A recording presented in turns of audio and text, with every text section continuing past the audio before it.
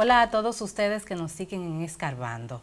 Ayer el juez de la Suprema Corte de Justicia, Francisco Ortega Polanco, continuó la audiencia que se lleva contra 7 imputados de haber recibido sobornos de la empresa brasileña Odebrecht. Entre las cosas más importantes de la audiencia de ayer, se resalta que el juez rechazó los recursos de 6 abogados que habían solicitado que se declare incompetente ese tribunal para juzgar a 6 de ellos que no son funcionarios públicos en la actualidad. Se recuerda que el caso está en la Suprema Corte debido a que uno de los imputados es el senador Tommy Galán.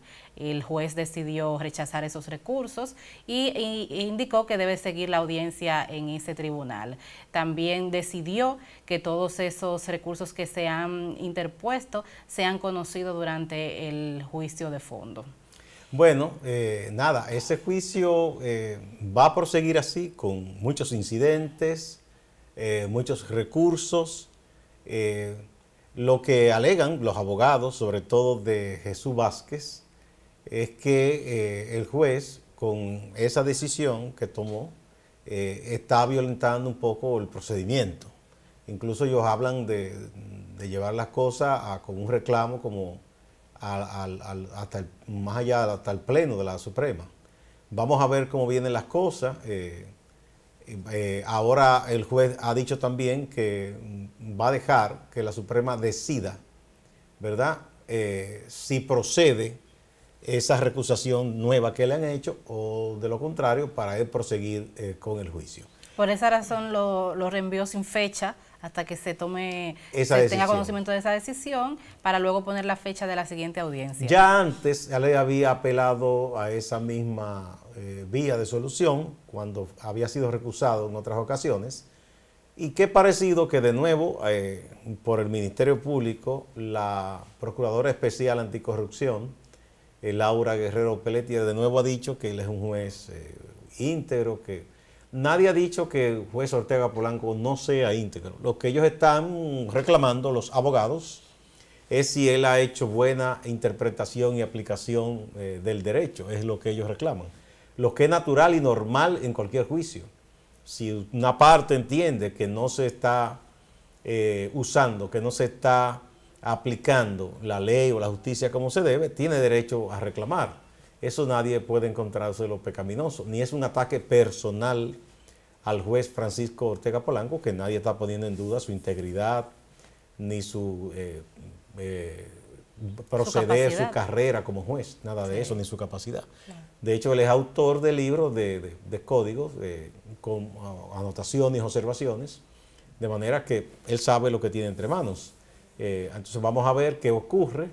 Lo más probable, pienso yo, Carolina, es que en este caso la Suprema igual en breve tiempo falle, ¿verdad?, y decida si Ortega Polanco prosigue con este caso o si es sustituido. Que yo creo que al final eso, siempre lo he pensado, que al final eso va a quedar ahí en la Suprema Corte de Justicia. Bueno, pero en este caso no solo en la Suprema, si prosigue Ortega también.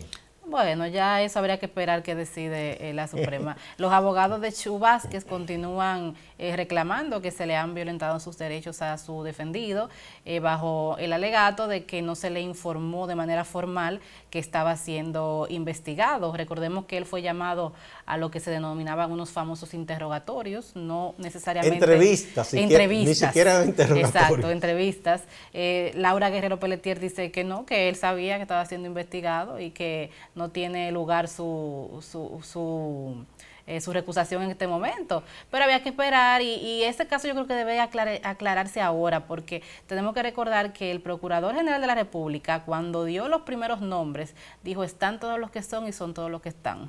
Entonces sorprendió luego que incluyeran a uno que no estaba. Después habían que no estaban y un grupo importante que fue excluido también. Hay que tener mucho cuidado con las declaraciones que se ofrece cuando usted está en una posición como esa. Sobre todo que no pueden ser como tan determinante y contundente, claro, y cerrada, porque las cosas, claro, pueden evolucionar, claro, ¿verdad? Porque ya todo se graba, las redes sociales te lo recuerdan si se le olvida esa cosita que él dijo, y es un refrán muy popular que a la gente no se le olvida. No, y como dice la gente, le saca en cara. Claro. Bueno.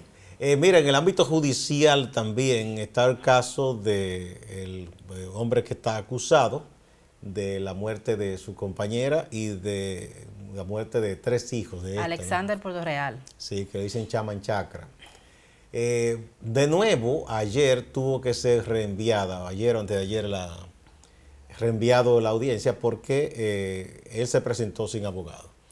Se está pareciendo mucho este caso al caso de Blas Peralta, que fue condenado por el asesinato del ex rector Febrillé, porque muchas veces los acusados, cuando se saben que no tienen mucha salida, comienzan con estas artimañas que despiden un abogado o no le pagan a un abogado para que el abogado se retire. Entonces, cuando tienen uno nuevo o si no tienen, hay que aplazar a esperar que se consiga un abogado o que se le ponga un abogado de oficio, y ese abogado a su vez cuando llega tiene obligatoriamente que pedir un plazo para estudiar el expediente. Entonces la familia de la joven y de los niños, con razón se indignó y dijo que un poco la tienen de relajo. Hay que ponerse en los zapatos de esas personas. No es fácil, no es agradable, es doloroso revivir muchas de esas cosas cada vez que se va a una audiencia. Tener que verle la cara a esa persona que le ha matado a sus seres queridos no es nada agradable. Por ese lado, ellos tienen que entender quizás que estos procesos llevan su tiempo. Por suerte, después que tenemos ese código procesal penal, hay unos plazos fatales incluso, porque antes incluso eso se iba y se reenviaba y nunca se sabía cuándo iban a concluir. Pero hay que ponerse en su zapato, en su posición. Es muy doloroso para esta gente. Uno piensa que ya los jueces deben ir tratando de ponerle un plazo que ya le diga, mire, ya o se busca un abogado, le ponemos de oficio, porque no podemos seguir en esto. De hecho, eso fue lo que decidió ayer la jueza que está llevando el caso, que se le sea asignado un abogado por parte del Estado, que es lo que contempla la ley cuando una persona no puede, porque también hay que recordar que el acusado del asesinato, en los momentos previos al hecho, su familia había dicho que estaba atravesando por situación económica muy difícil, que es muy probable que él no tenga con qué pagar un abogado. Y en ese caso es al Estado que le corresponde pagarle ese abogado. Sí, asignarlo de oficio. Porque lo que el Estado debe proteger es el derecho. Exacto. El derecho incluso del acusado y de las víctimas. Claro, incluso hasta el peor de los asesinos tiene derecho a la defensa, lo establece la Constitución. Y además por el propio bienestar de las víctimas, para que no se detenga el proceso, el Estado debe nombrar ese abogado de oficio. Eso es entendible. La gente suele desesperarse. Igual situación está pasando un poco con el caso de Emily Peguero, que ya hay mucha gente que está diciendo cosas contra los jueces en San Francisco de Macorís, pero eso es un caso bastante complejo y hay que agotar todas las fases. Los abogados de esos acusados tienen derecho a decir sus réplicas, a agotar el proceso. Entonces la gente tampoco puede desesperarse porque no estamos hablando de un verdugo que dice, bueno, usted está acusado, mátenlo. No, eso no.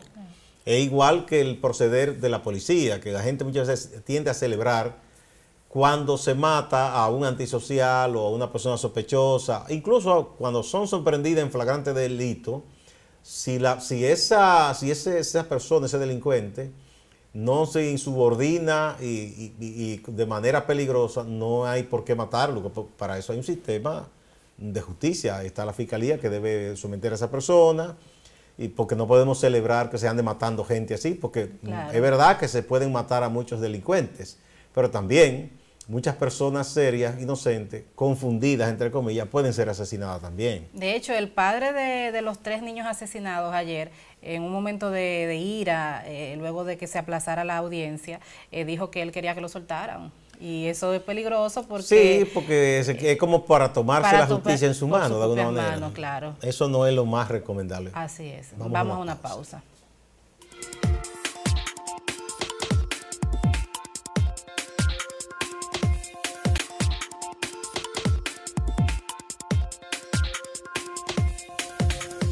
Bueno, muchas veces nos quejamos de que nuestros congresistas, senadores y diputados a veces someten mociones de resoluciones, proyectos, incluso aprueban proyectos, que uno no le ve mucho sentido. Ahí está eso de que de la juca, la que sé yo qué.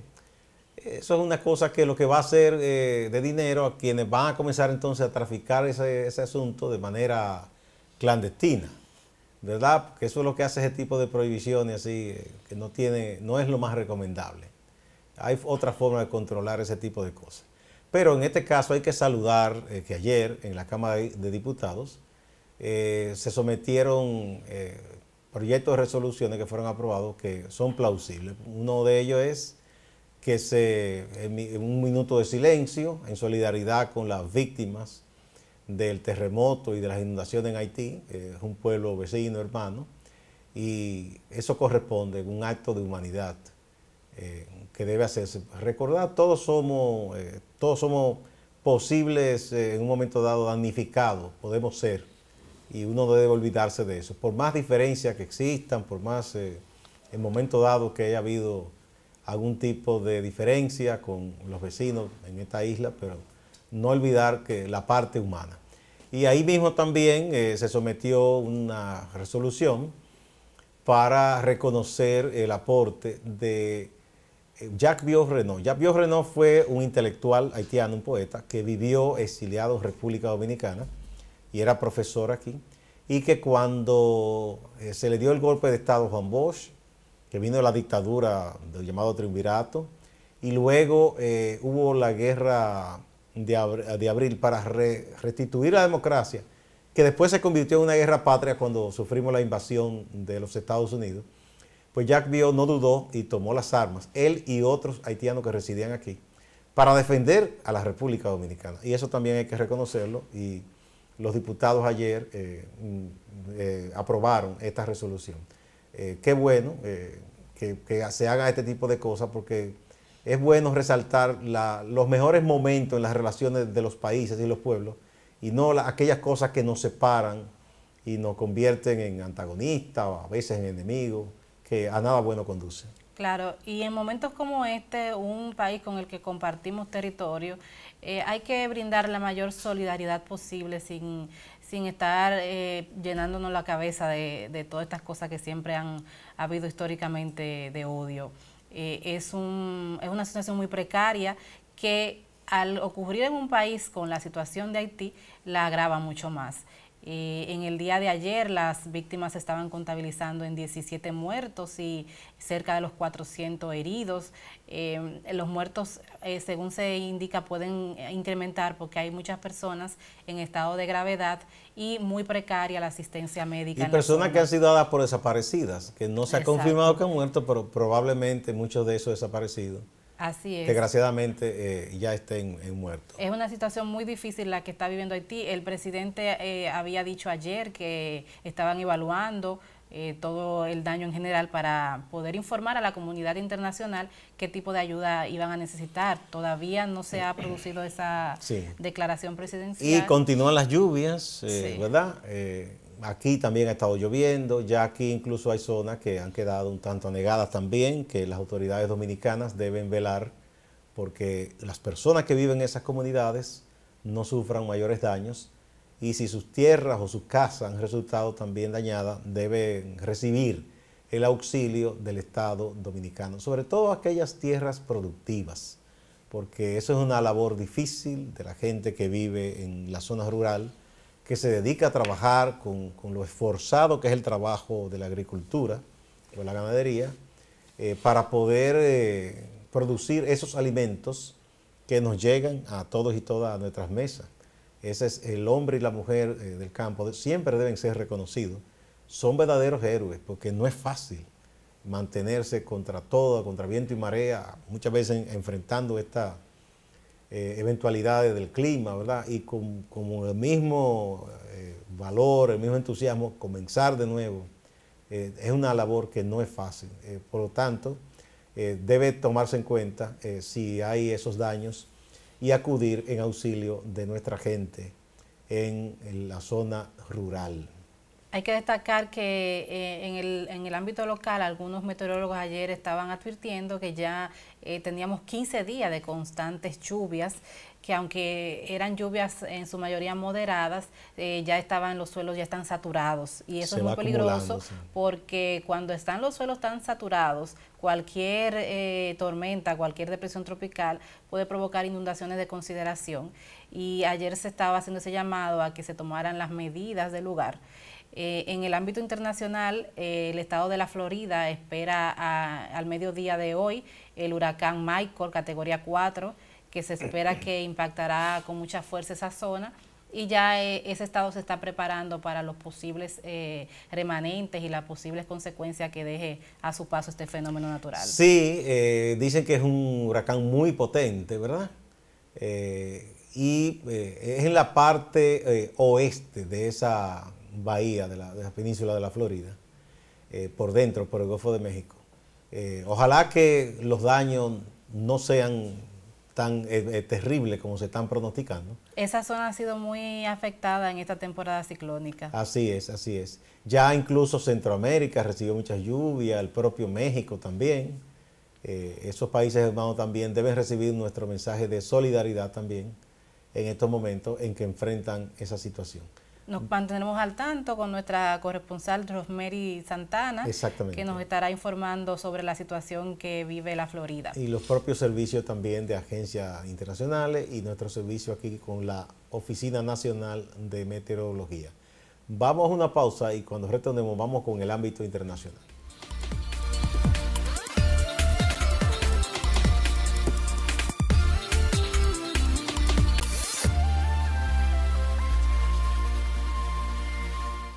El Parlamento de Venezuela, en su mayoría opositor, responsabilizó en el día de ayer al presidente Nicolás Maduro del hasta ahora suicidio del concejal Fernando Albán.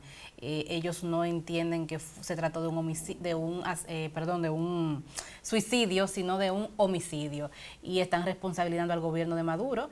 Recordemos que el concejal estaba detenido por ser el principal sospechoso del supuesto atentado que habría sufrido Nicolás Maduro en un acto público, y los diputados del Parlamento venezolano entienden que el gobierno tiene que ver con su homicidio y no fue un suicidio, por lo que están solicitando a la ONU y a la OEA que presenten o que desarrollen una investigación con relación a este hecho. Bueno, un gobierno cuando está así en el ojo de la ciudadanía y de la comunidad internacional, que ha perdido credibilidad por cosas que ha hecho, es difícil que se le crea a sus autoridades cuando dan versiones, y sobre todo en estos casos porque hay muchas cosas que no se explican ahí. Una persona que supuestamente está acusada de un magnicidio, de un intento de magnicidio, regularmente es una persona muy custodiada, no lo dejan sin ser esposado, o no lo dejan ir solo a un baño o moverse por un pasillo. Es bastante extraño todo esto, ¿no?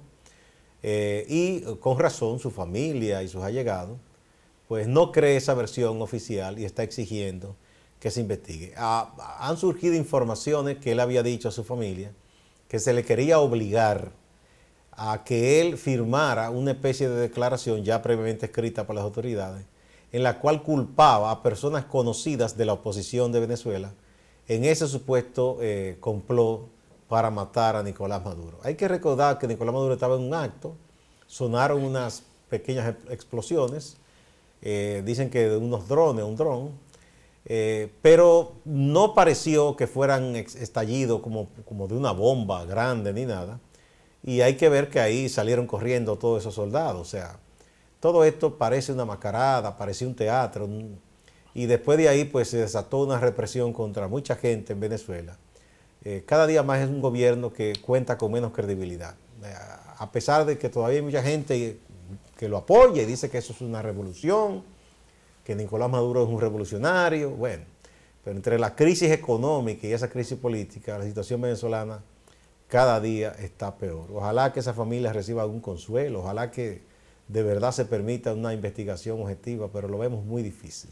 No, y sumado a esa falta de credibilidad que tiene el gobierno, dos funcionarios del mismo gobierno dan dos versiones que aunque se asimilan en algunas cosas, tienen datos muy importantes que se contradicen. Entonces, es lo que más ha llamado la atención a la familia, que de por sí no creyó desde un inicio que se trataba de un suicidio, puesto que habían conversado horas antes con él y él no había expresado ningún tipo de debilidad en torno a su estado de ánimo. Todo lo contrario, según dicen ellos, se mostraba muy fuerte y ya había denunciado que lo querían obligar a inculpar a aquí sabemos personas. De eso, aquí en la época de Balaguer, muchísima gente de que se tiraba de un edificio, se ahorcaba, y todo el mundo sabía cómo era eso.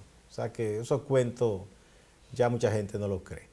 Bueno, por otro lado, también del ámbito internacional, el Fondo Monetario Internacional primero emitió ayer, a tempranas horas, sus pronósticos ya corregidos sobre el comportamiento de las economías del mundo.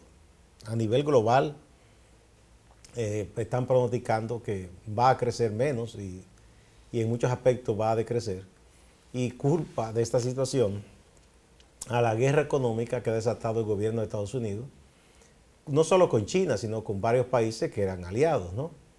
Con esa imposición de aranceles, ese encierro de las economías desatado por la política de nacionalismo económico de Donald Trump.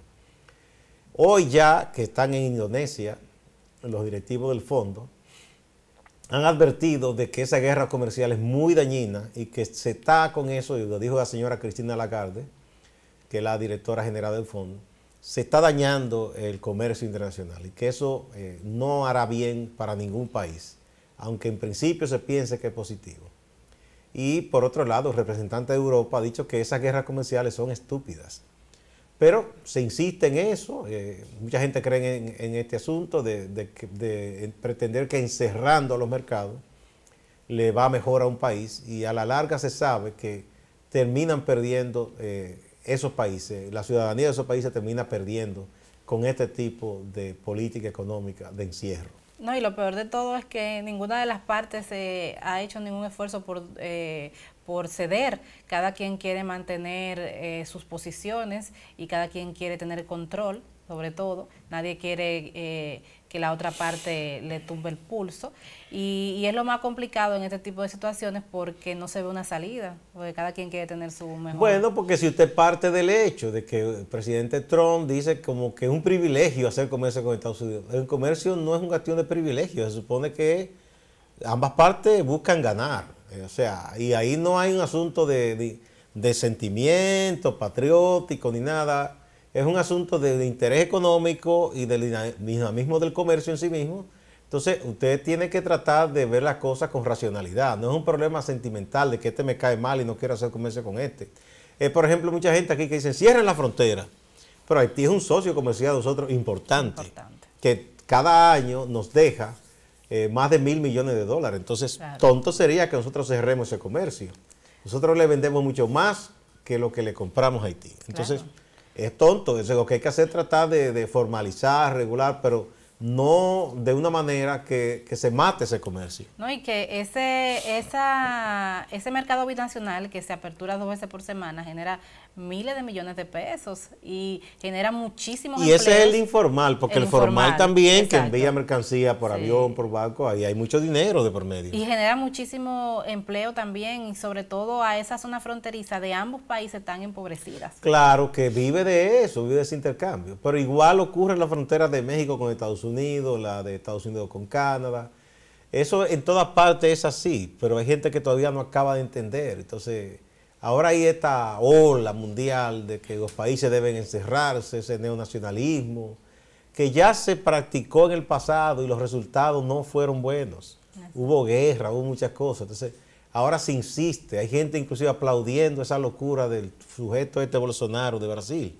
Gente de aquí dominicana, desconocedora total de la historia, porque Eso sí que no se puede emular por ningún lado un ejemplo como ese. No, claro. El retroceso de ninguna índole es bueno para ningún país. Y este tipo de medidas y de conflictos, eso es lo que generan retroceso y en gran medida, por lo que tanto tiempo se ha batallado en los países de América Latina, se atenta con cualquier cosa contra eso y sería tiempo perdido para toda esa gente que ha luchado porque se avance en todos los sentidos. Así es. Bueno, ya nosotros estamos hoy a 10 de octubre. Ya, además de la lluvia, las temperaturas han comenzado poco a poco a bajar. Se siente como el frío navideño, aunque todavía está un poco como lenta la cosa. Sí, ya hay personas que extrañan porque desde octubre ya se estaban poniendo los adornos navideños en muchísimos lugares. Está como un poquito calmado en ese sentido. Y como que a mucha gente le ha llamado la atención que esté tan lento el espíritu navideño que siempre empezaba a principios de octubre. Ya, bueno, tiendas tradicionales como la Sirena han comenzado. Ojalá que la cosa comience como a tomar ese espíritu, porque eso tiende a dinamizar el comercio. Dinamiza mucho, sí. Pero como la economía ha estado un poquito lenta en todo este año y los salarios igual, la gente quizá está esperando que llegue diciembre y poder disfrutar del salario 13 para poder movilizarse un poco. Sí, ese dinerito siempre cae bien, eso mueve la calle, el comercio, y las personas aprovechan para pagar algunas deudas, para comprar algunas cosas, mejorar algo en la casa, ¿verdad? Eso siempre trae ese bienestar o esa sensación de bienestar, porque no es que la gente va a resolver todos los problemas en las Navidades. Hay que decir también que ya este fin de semana comienza el torneo de béisbol otoño-invierno de República Dominicana. Bueno, ya en la Grande Liga también se están definiendo las cosas. En la Liga Nacional van a competir por el campeonato los Cerveceros de Milwaukee y los Dodgers de Los Ángeles. Y en la Liga Americana van a competir los Astros de Houston y los Medias Rojas de Boston, que anoche disputaron el último partido de la competencia que tenían entre Yankees de Nueva York y Medias Rojas de Boston, y ganaron los Medias Rojas. Merecido el triunfo porque ellos fueron mejores toda la temporada, pese a que ambos equipos tenían buenos jugadores, pero Boston siempre lució superior este año. Así que los bostonianos que disfruten, que esa gloria va a durar poco, porque los Yankees son los Yankees, el año que viene de nuevo va a reinar el equipo de los Mulos del Bronx. Bueno, será hasta mañana.